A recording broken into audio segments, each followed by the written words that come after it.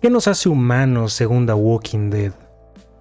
Recientemente terminé de ver la guerra contra los susurradores y la verdad esos enemigos me dieron la idea de hacer este video. Como recordarán, son personas que viven entre los muertos, que caminan con ellos y los usan para protegerse. Los adoran y los llaman hasta guardianes. Aunque también estos enemigos viven en el bosque y se han adaptado a vivir como animales en este mundo apocalíptico. Por eso me surgió la pregunta, ¿qué nos hace humanos o qué nos puede diferenciar de estos caminantes y si somos más violentos que ellos? Un caminante en sí solo te come o te muerde, ya sabes lo que te puede llegar a hacer. Eso te da una cierta tranquilidad. En cambio, un susurrador como Alpha o una persona, no sabes qué te puede hacer.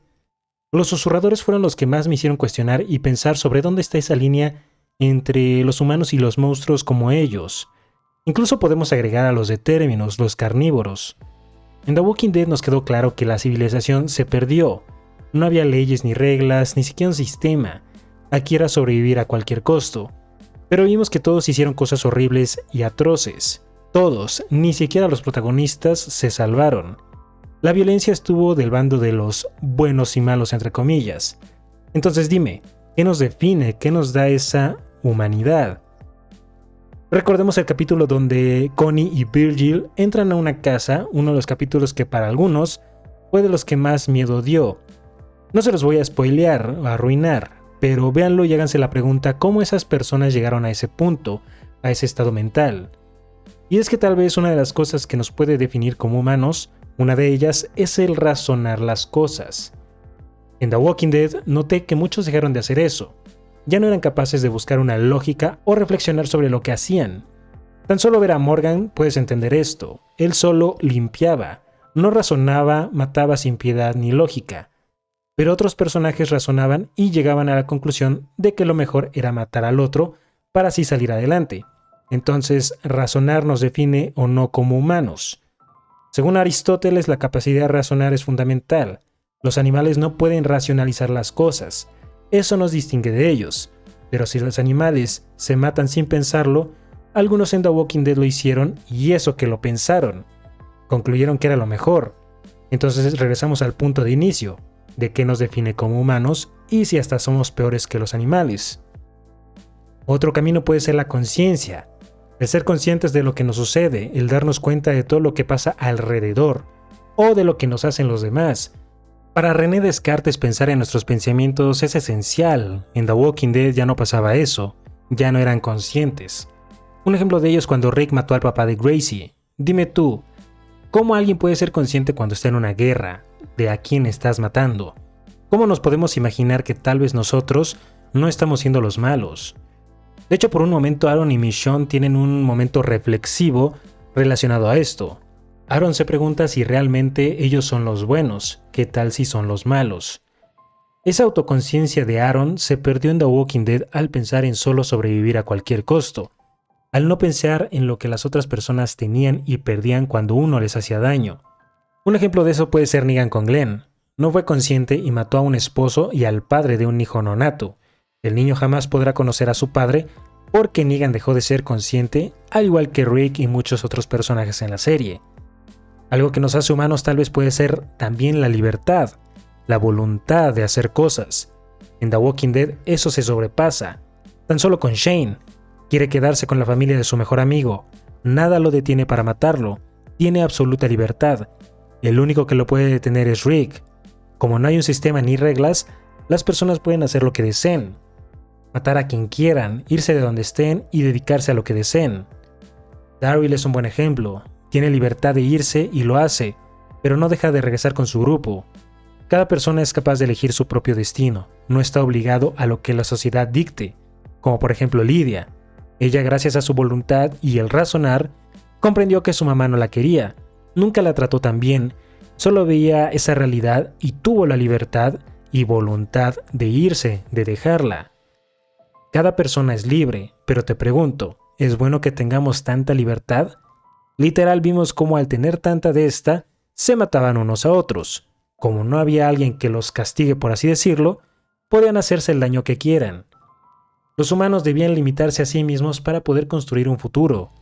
Tal vez la libertad al 100% no es buena del todo. El tener un cierto control en las cosas es bueno, pero a veces los personajes al estar encerrados o verse limitados, querían salir como de esa caja por así llamarlo, y al ver la libertad al máximo, regresaban a la caja. Al poder cumplir con su voluntad, llegan a cometer actos dañinos y eso les genera un trauma. Entonces tú dime, ¿eso nos hace humanos, la famosa libertad? ¿Vale la pena tenerla completamente? Hace poco escuché que en los tiempos de los neandertales, la humanidad o civilización se comenzó a crear cuando dejaron de hacerse daño unos a otros. En The Walking Dead justamente vimos eso con la finalización de la guerra contra los salvadores. Sí, eran un grupo horrible de personas, pero Rick y nuestros personajes principales también hicieron cosas horribles. Todos eran malos en el marco de lo moral. Eso a algunos les ha molestado que lo mencione en algunos videos. No están de acuerdo cuando lo digo, que Rick también era malo. Pero solo trato de mostrar otra perspectiva de lo que fue The Walking Dead. Porque es eso, perspectiva. En la serie creo que para algunos se fue en caída cuando salió Rick y Carl. Y a eso podemos sumarle cuando dejaron de haber guerras y que se mataran entre sí, para así construir algo. Por eso a la gente no le gustó, ya no había esa esencia de supervivencia como lo vimos de la segunda, la quinta temporada. En esa época creo que vimos muchos dilemas morales y éticos. Algunos filósofos como Kant decían que los humanos tienen un sentido de lo que está bien y mal, que tenemos la capacidad de ver eso, pero en la serie nos ponen a dudar, nos hacen pensar si realmente es cierto eso. Como dicen, ¿el ser humano es bueno o malo por naturaleza? Quiero que me respondas eso. Aquí creo que reside lo más importante y es definir qué nos hace humanos y determinar qué es bueno y malo. Para mí es algo subjetivo todo esto. ¿Hacer algo malo para sacar un beneficio es justificable entonces? Podemos combinarlo también con la conciencia y el razonamiento y nos damos cuenta que todo eso nos define como humanidad. Es algo muy complejo y difícil de distinguir. Porque para algunos villanos, ellos están haciendo bueno algo en su realidad. O Rick está haciendo algo bueno, pero después su moralidad y razonamiento los hacen reflexionar y pensar que más bien estaban equivocados, que eso que era bueno en realidad estaba mal. Como por ejemplo Negan, después de un tiempo y otros personajes razonaron y se arrepintieron de lo que hicieron, de sus actos. Se dieron cuenta que hicieron algo malo y ya no podían repararlo. Piénsalo así, en el momento en que dejaron de matarse y comenzaron a ayudarse, se comenzó a ver una cierta civilización. La libertad se controló gracias a cada persona, no porque alguien lo dijera, sino porque debían comprender que debían pensar más allá de sí mismos, ser autoconscientes. Entonces la humanidad es un conjunto de cosas. Eso que nos define como humanos civilizados son un cúmulo de aspectos que tal vez no todos tenemos. Según la filosofía, la muerte o la conciencia de la muerte es lo que realmente nos define como humanos, saber que está ahí, que hay un fin para la vida. Villanos o gente que ya está perdida mentalmente como los susurradores o personajes como la chica Lizzie veían a los muertos como algo normal. Nuestros personajes principales ya no le tenían miedo a la muerte después de algunos años, ya no le tenían miedo a los caminantes, los mataban como si fuera un deporte, algo casual. Pero el saber o ser conscientes de nuestra propia mortalidad nos hace humanos. Pero para los susurradores o los lobos, estos caminantes o la muerte eran algo distinto que por ejemplo para Rick, Glenn, Daryl y otros. Para los lobos, la vida era un castigo, una jaula. Por eso cuando mataron a varios en Alexandria decían que los liberaban. La muerte para cada grupo o persona era diferente. El fin de la vida era lo que les daba un propósito o lo que les hacía ver las cosas de diferente perspectiva. Si moría algún ser querido para algunos, eso los motivaba a acercarse más a alguien o a alejarse.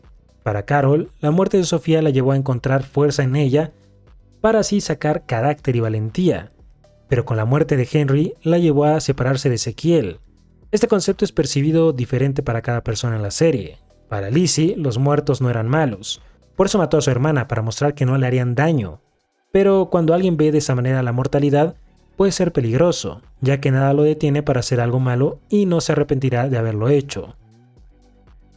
Luke, por ejemplo, el hombre que llegó con Yumiko, Magna y las demás, era un profesor de música. Michonne era aficionada al arte.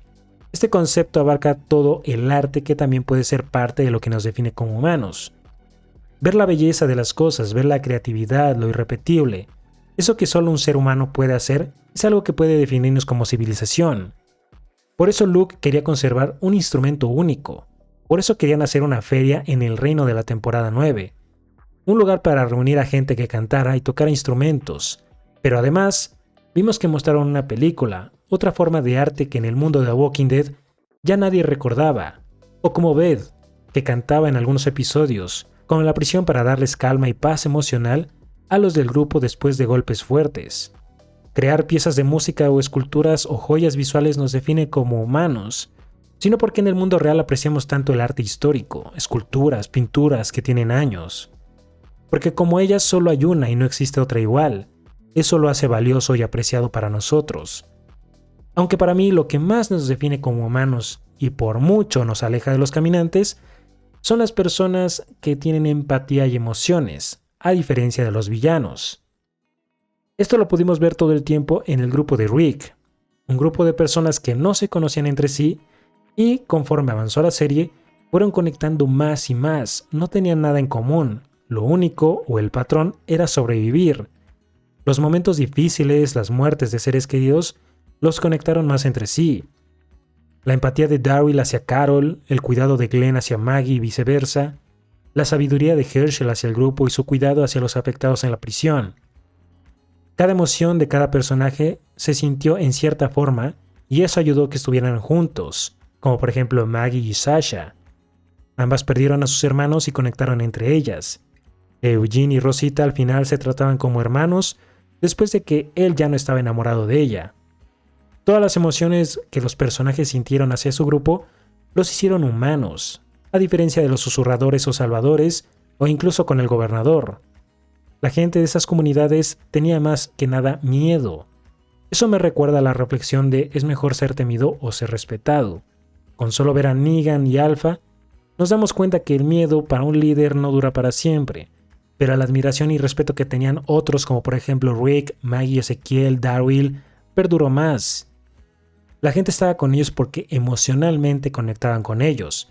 Por eso mismo a nosotros nos dolía lo que les pasaba a cada uno de ellos. El grupo de Rick era el más humano dentro de todo este mundo caótico.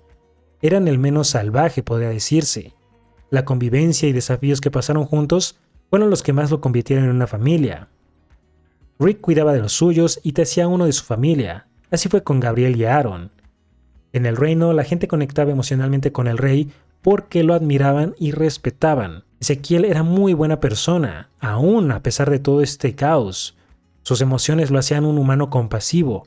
Por eso Jerry y otros lo querían y apreciaban. Las emociones cuando son para crear relaciones o una familia son lo que nos define como humanos, creo yo. Es el pilar fundamental. Es uno de los aspectos que nos define como humanidad. La diferencia es el cúmulo de aspectos que he mencionado en este video. Los animales no tienen todos estos y estoy seguro que me faltaron muchos más. Pero por eso mismo, creo que los humanos tenemos una cierta responsabilidad con este mundo.